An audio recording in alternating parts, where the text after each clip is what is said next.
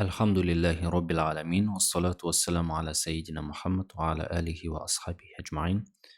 Ассаламу алейкум рахматуллахи ва баракату. Құрметті білім талап етуші, Алланың қалауымен кезекті дәрісімізді бастағалы жатырмыз. Қош келдіңіздер.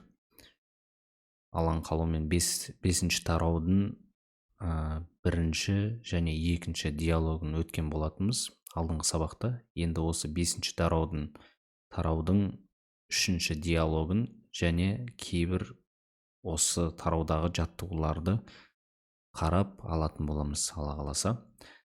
Енді іске көшейік бірден, Алла қаласа. Міне бесінші тарау, үшінші диалог. Бұл жерде екі адамның арасындағы, яғни ерлі-зайыптылардың арасындағы диалог. Мына ер адамды көріп тұрсыздар, әйел адамды көріп тұрсыздар. Және мына жерде үстелді көріп тұрсыз, осының арасында болатын әңгіме.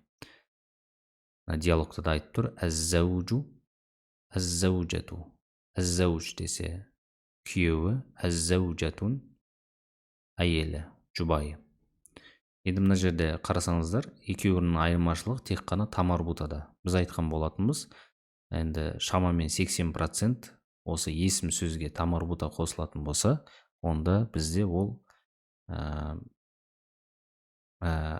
женский родты білдіреді, әйел тегін білдіреді.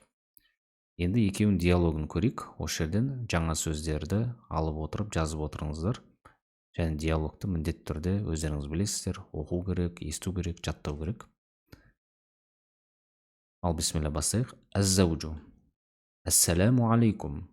Әз-зәужату. Ва алейкум ассалам деп жауап беріп жатыр. Енді үйге келгеннен кейін бірден айтып жатыр күйеулері. Әз-зәужун әна жауану жидден дейді. Мен не дейді? Мен ашпын дейді. Мен ашпын, өте ашпын. Мен өте ашпын дейді. Әз-зәужа, әйел айтады: әл-ғудау алал-маидати дейді. Мына түскі ас, стол, аля деген ғаге қаке ғой, сосын жаңа үстінде деген мағынаны білдіреді. Бұл жерде үстінде деген мағына келіп тұр. Түскі ас үстелдің үстінде дейді. Үстелдің үстінде. Түскі ас үстелдің үстінде дейді. Әз-зәуж, күйеу айтады: мә хәзә, бұл не дейді. Бұл не? Сәмәкун дейді. Балық. Уә және лахмун, ет. Уә және дәжәжун дейді. Жаңағы тауық дейді. Уә және күріш дейді. Және не дейді? Жемістер дейді. Жеміс дейді. Бұл не дейді? Балық және ет және тауық және жаңағы күріш және жеміс дейді. Яғни бұның барлығы не ол деп жатыр ғой. Хәзә кафирун жиддан. Бұл өте көп дейді. Бұл өте көп. Яғни үстелдің үстінде, міне қарап отырсаңыздар, мына жерде суретте барлығы жайылған. Былайша айтқан кезде күнделікті тамақ емес, ерекше үстел дайындалған болу керек осы күні. Соған таң қалып жатыр күйеуі. Әз-зәужатун. Әз-зәужату ла тәкул. Жеме дейді. Жеме.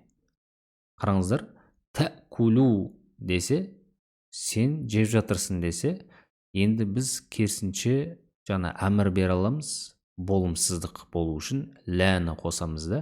Лә деген жоқ деген мағынаны білдіреді ғой. Енді сол етістікті жаңа әмір қылып жібере аламыз. Яғни лә тәкул, жеме, немесе тәкул десе же деген мағынаны білдірсе, лә тәкул десе бірге қосса, онда жеме деген мағынаны білдіреді. Әйел айтып отыр: лә тәкул, жеме дейді. Сосын аң-таң күйеуі сұрап жатыр: лимәзә дейді. Не үшін жемеймін деген сияқты. Ана жауану. Мен ашпын дейді. Сонда әйел жауап беріп отыр. Ләдәйна дуюфун. Мынау ләдәйна деген бізде бар деген мағынаны білдіреді. Ләдәйна алдында өткен болатынбыз, қарап шығыңыздар алдыңғы дәрістерде. Ләдәйна бізде, нә деген біз деген мағына, ләдәйя ол бізде бар деген мағынаны білдіреді. Бізде бар дуюф қонақтар дейді. Бізде қонақтар бар, яғни біздің үйде қонақтар бар дейді. Әззауж, яғни күйеу айтады, ләдәйна дуюф. Мін, бізде қонақтар. Кім олар деген сияқты. Сонда әйел жауап беріп отыр. Уәлиди уә уәлидати. Менің анам дейді, менің әкем дейді, және менің анам дейді. Мына жерде жаңа суреті тұр. Қонаққа келген болу керек, үстелдің үстін дайындап қойған. Сонда күйеу айтады, айна дуюфу. Қонақтар қайда дейді. Қайда қонақтар? Айна дуюф. Сонда әйел айтады, фи ғурфатил джулус. Мына сөздерді жаттаған болатынбыз, қайда дейді? Залда дейді. Ал егер жеке-жеке аударса, не? Отыратын бөлмеде. Отыратын бөлмеде, яғни жаңағы не? Залда. Міне осымен хиуар бітті. Осыны бір оқып шығайын, естіп, осы жерден жаңа сөздер жазып алыңыздар. Одан кейін бірнеше рет естігендеріңіз жақсы. Жазып алсаңыздар тіпті жақсы. Осы диалогты жазған нәрселеріңізден жаттап оқып естігендеріңіз өте жақсы. Жан-жақтан дамисыздар, Алла қаласа. Ал оқып көрейік, сосын ары қарай жаттауға көшеміз иншалла. Мына жаққа оралмайтындай қайтадан. Ассаламу алейкум. Ва алейкумуссалам. Ана жауану жиддан. الغداء على المائدة. ما هذا؟ سمك ولحم ودجاج وأرز وفاكهة. هذا كثير جدا. لا تأكل، لا تأكل. لماذا؟ أنا جوعان. لدينا ضيوف. لدينا ضيوف. من؟ والدي ووالدتي. أين الضيوف؟ في غرفة الجلوس. Осымен хиуарымыз бітті. Енді осы тараудың, енді осы тағамға байланысты ғой көбінесе. Алла қаласа осы тағамға байланысты демек бізде жаттығулар болады.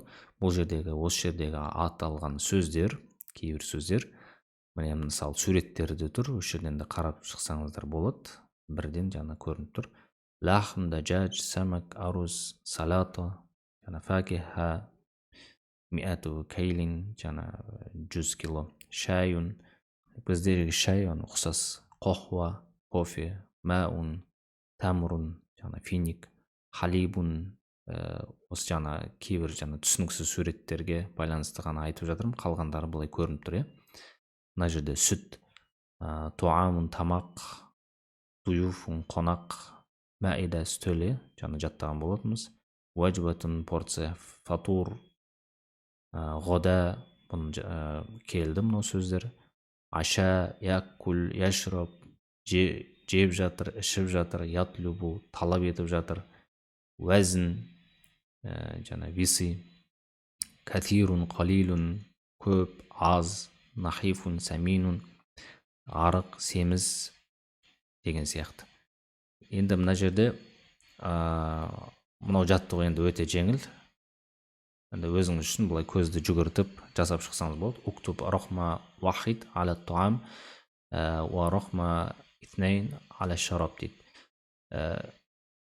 Тағамдарға бірді қой, ішімдіктерге екіні қой деп тұр ғой. Мына жерге мысалы тамақ болатын болса, демек мен бірді қоям деген сияқты. Арабша жаза берсеңіз болады, нету үшін, жаттығу үшін.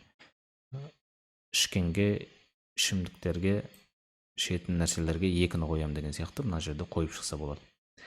Сосын сил байнал калиматайни мутаддатайни. Былайша айтқан кезде антоним сөздерді бір-бірінің арасын қос деп тұр. Енді мына жерде мысалы нахифун арық десе оның антонимі не, керісіншесі саминун деген сияқты. катирундікі не, көптікі не, аз деген сияқты. Осыны ары қарай қосып шықсаңыз болады. Муфрадату идафия ал-ард. Енді мына жерде қарап отырсаңыздар, бізде алдыңғы сабақтарда біз реттік санды үйренген болатынбыз. Бірінші, екінші, үшінші деген сияқты. Оның мына араб тілінде әйел тегі бар, ер тегісі бар. Енді ер тегінде басталған кезде реттік сан ол әл-әуәлу деп басталады. Яғни бірінші, сосын әт-тәни, мына жаңа несіз, тамарбутасыз басталады. Әт-тәни, уәт-тәлис, ар-рабиа, әл-хамис деген сияқты. Ал мына жерде басталған кезде былай басталады. Әл-уля. Мысалы, сайяратун деген, ол жаңа мына машинаның, көлік. Сайяратун тамарбутамен аяқталып тұр, ол женский род. Демек, ол әл-әуәлу деп айтуға болмайды, оған әл-уля деп айтылады. Бірінші машина. Мысалы, әс-сайяратул уля, бірінші машина, немесе әл-әуәл, әл-уля, не деп айтса болады тағы да. Сабуратун, тақта, бірінші тақта деген сияқты. Өстіп, ал енді екінші, үшінші деп ары қарай жалғасқан кезде тамарбутаны қоса береміз. О жерде жеңіл, иншалла.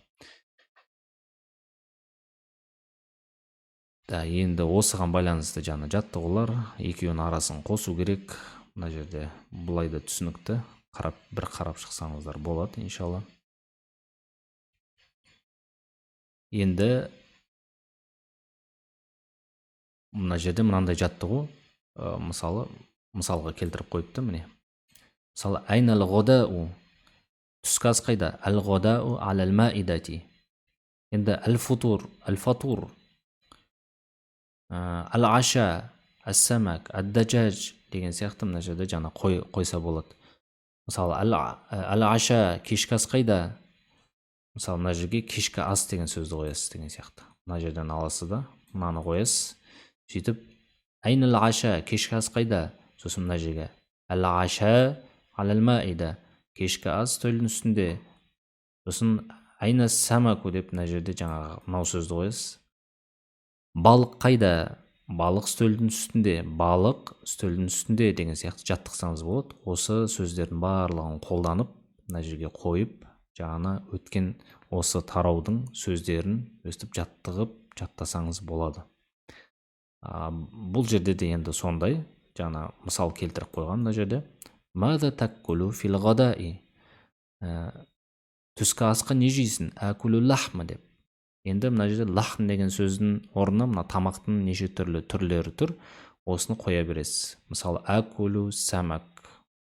Мына жерде бүйтіп қоя бересіз ғой, былай. Мен жаңағы балықты жеймін, даджажды жеймін, яғни нені, тауықты, салатты жеймін деген сияқты мыналарды қойып, көзді үйретіп жаттықса болады. Енді мына жерде якулу таам, ла такули таам деген сияқты қойып отырса болады. Мысалы, яшробул халиб. Мысалы, яшробул халиб, яғни сүтті ішіп жатыр. Мына жерде қойдың, мысалы. Ла ташробил халиба деген сияқты. Мына жерде якнусул ғурфа.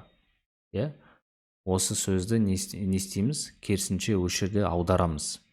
Мысалы, якнусул ғурфа, жаңа нені пылесос істетіп жатыр, немесе сыпырып жатыр бөлмені, онда сыпырма деп айтасың. Немесе пылесос істетпе, оны қалай айтасың?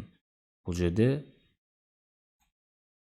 та деп аласың, такнус әл-ғурфа, ла такнус әл-ғурфа деп өстіп жаңағы болымсыз ғып жасайсыз әмірмен. Тура осылай жаңа қалған етістіктерді және сөздерді қойып осы жерге жаттықсаңыздар болады. Бұл жерде де сондай нәрселер яғни мынау тамақтың түрлері.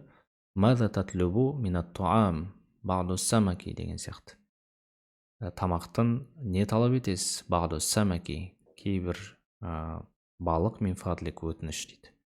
Мынау балық деген орнына мынау тамақтың түрлерін қойып жаттап алсаңыздар болады. Енді бұл тамақ көп кездесе беретін нәрсе, өйткені енді тамақпен біздің күнделікті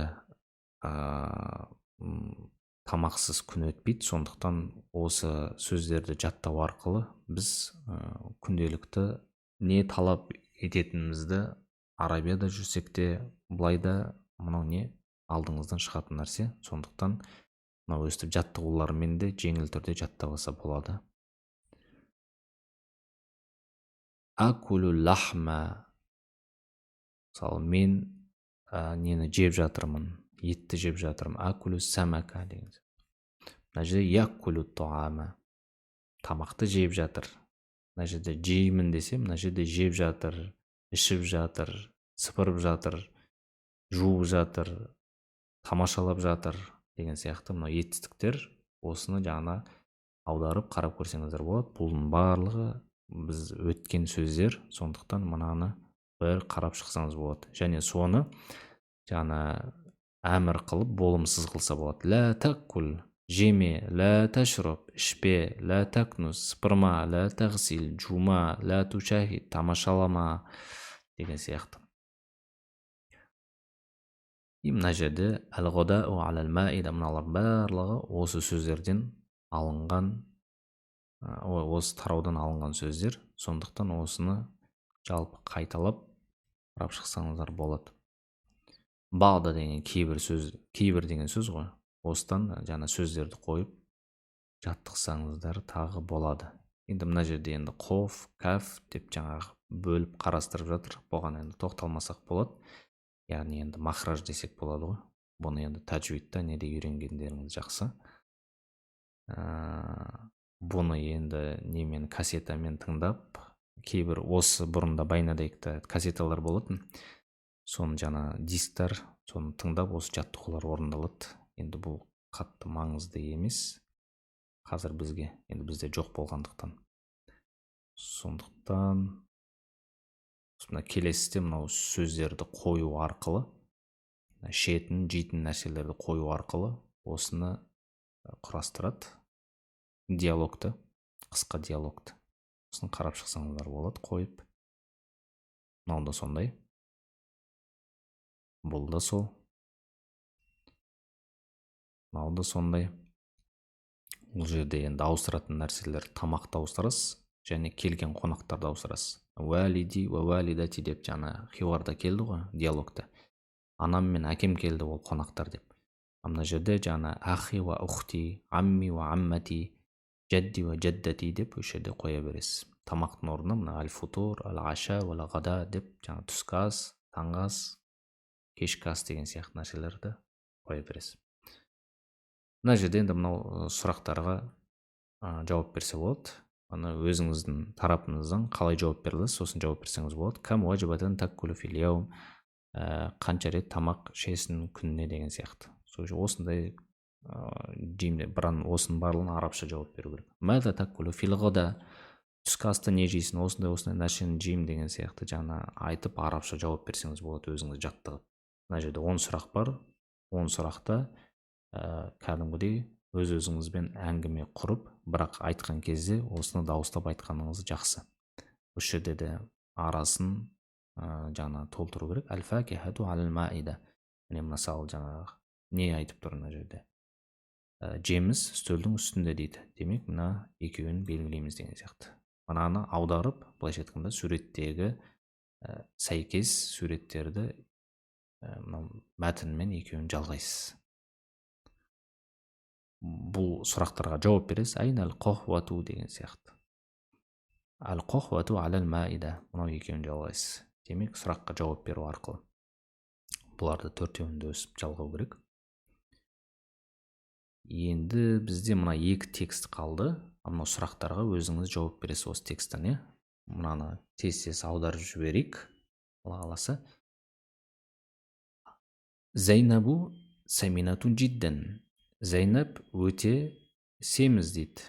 Толық. Таккулу саласа ваджабатин фил яум. Бір күнде не дейді? 3 рет тамақ жейді дейді. Зайнабу таккулу фил фатур ас-самак дейді. Сол Зайнап таңғы аста балық жейді. Ваташрабул қахва, кофе ішеді. Ватаккулу фил ғадаи лахма, түсте ет жейді дейді. Ваташрабу шая, шай ішеді. Ватаккулу фил ашаи даджаджа, және кешкі аста тауық жейді дейді. Ваташрабул халиба, сүтті ішеді дейді. Уазна Зайнабу мия кайлин дейді. Зейнеп 100 килограмм жаңа өлшемі дейді. Яғни килограмм вес етеді. Яғни бұл жерде не үшін әр сөзге тоқтамадым, өйткені біз диалогтардың барлығында өткен болатынбыз. Сондықтан сіздерге бұл жеңіл болу керек. Яғни жеңіл болмаса да, онда диалогтарды қарап, жаттап, осы текстке оралып, қайталасаңыз болады. Және мына жерде сұрақтарды көрдіңіздер. Осы сұрақтарға жауап беру арқылы осы тарауды пысықтасаңыз болады. Және мынанды тура жаңағы нәрсе сияқты, жаңағы текст сияқты, сондықтан мынаны өздеріңізге беремін. Бұл да бір қиын емес. Және мына астында сұрақтар тұр. Тура сондай сұрақтар, қиын емес. Осы тараудан алынған барлығы, жаңа сөз жоқ. Сондықтан бұны сіздерге үйге тапсырма. Алла тағала жеңілдік берсін. Және осы тараудағы сөздерді, алдындағы сөздерді барлығын жаттау арқылы, түсіну арқылы Алла тағала Құранды, хадисті түсінуге Алла жеңілдігін жасап, баршамызды жеткізсін. Ары қарай келесі тарау келеді, 6-шы, оны келесі сабақта өтеміз. Ассаламу алейкум рахматуллахи ва баракатух. Осымен дәрісіміз тамамдалды. Алла тағала келесі дәрісте кездескенше жақсылықта баршамызды жолықтырсын. Алла разы болсын баршаңызға.